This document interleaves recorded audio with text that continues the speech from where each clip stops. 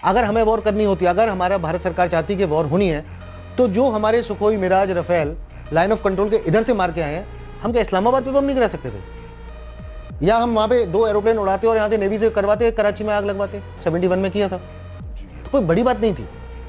पर भारत सरकार ने ये स्टैंड लिया कि हम टेररिस्ट अटैक का रिटेलिएशन रिस्पॉन्स दे रहे हैं, टेररिस्ट को मार के।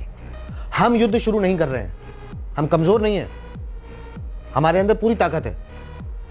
हम तुम्हें तुम्हारे घर में घुस के जैसे चाहे वैसे पीट सकते हैं।